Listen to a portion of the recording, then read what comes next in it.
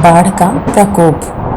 चंदनपुर नाम का एक छोटा सा हरा भरा गांव था। उस गांव में गोपाल नाम का एक मास्टर रहता था। वह गांव के स्कूल में छोटे छोटे बच्चों को पढ़ाया करता था। गोपाल को पेड़ पौधे और हरियाली से बहुत ही प्यार था। क्लास खत्म करते समय वो बच्चों को पेड़ पौधे के बारे में हमेशा समझाया करता था। बच्चों, जितना हो सके पेड़ पौधों को पानी देना चाहिए। पौधों को कभी भी उखाड़ना या काटना नहीं चाहिए। पौधे हैं तभी हम जिंदा हैं। हमें पेड़ पौधों की हमेशा कदर करनी चाहिए।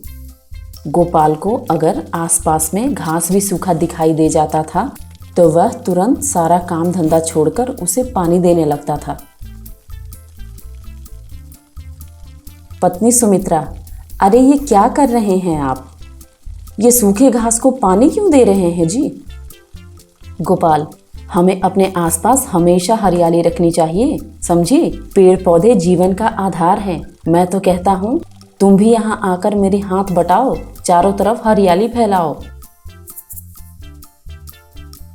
गोपाल अपने असूलों का बड़ा ही पक्का था। गांव में कोई भी पेड़ काटता हुआ दिख जाता था तो वो उसे एक बार जरूर समझाता था। भाई हरिया, इस पेड़ को क्यों काट रहे हो? गांव में वैसे भी पेड़ बहुत कम हो गए हैं। हमें भविष्य में इसकी भारी कीमत चुकानी पड़ सकती है। इसे मत काटो, हमें और पेड़ लगाने की जरूरत है भाई। हरिया, अरे मास्टर जी, पेड़ न काटे तो क्या करें? घर का राशन कैसे चलेगा? आपकी तो भाई सरकारी नौकरी है, हमारा तो यही सहारा है। परिवार को हवा खिलाऊं क्या? कह के कहता है।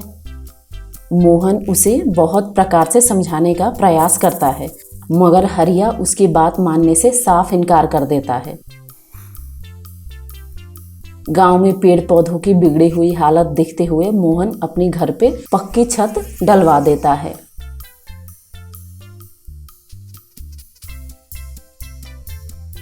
इस पे कुछ गांव वाले, ये अचानक आपने अपने घर के ऊपर छत क्यों डलवा दी? कारण कुछ समझ नहीं आया। मास्टर, क्या बताऊं चुन्नीलाल जी, गांव के सारे पेड़ पौधे कट गए हैं। अब यहाँ किसी भी साल बाढ़ आ सकती है।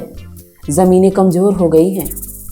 मैंने तो उससे बचने की तैयारी पहले ही कर ली है। उसकी बातें सुनकर गांव वाले लोटपोट होकर हंसने लगते हैं। क्या क्या कहा? पेड़ काटने से बाढ़ आती है?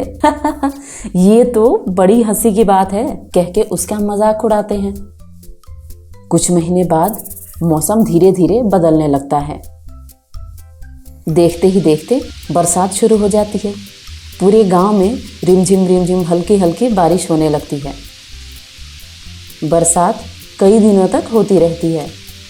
सुमित्रा, ये कैसी बारिश है जी? खत्म होने का नाम ही नहीं ले रही। पिछले हफ्ते से हो रही है।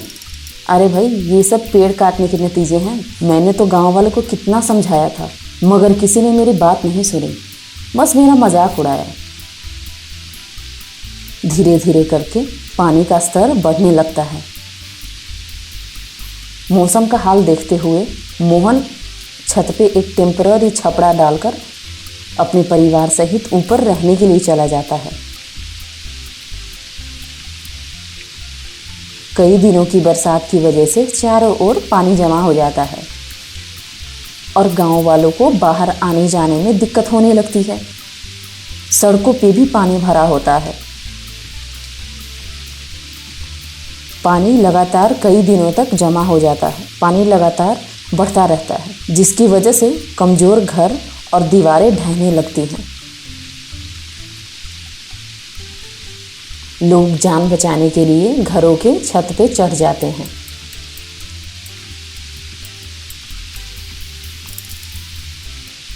मोहन जी, हमें माफ कर दो। हमने आपकी बात नहीं सुनी और समाज में आपका बहुत मजाक उड़ाया। हम भूल गए थे कि शिक्षक सिर्फ बच्चों को नहीं बल्कि बड़ों को भी सिखाता है। कोई बात नहीं चुन्नी भाई, ये सब मैंने हम सबकी जान बचाने के लिए ही किया था। अगर आज पेड़ पौधे होते तो जमीन कमजोर नहीं होती। इसीलिए मैं हमेशा कहता हूँ कि पेड़ पौधे लगाना चाहिए, उसे काटना नहीं चाहिए। उसकी बातें सुनकर सारे गांव वालों ने पेड़ पौधे लगाने का निश्चय किया।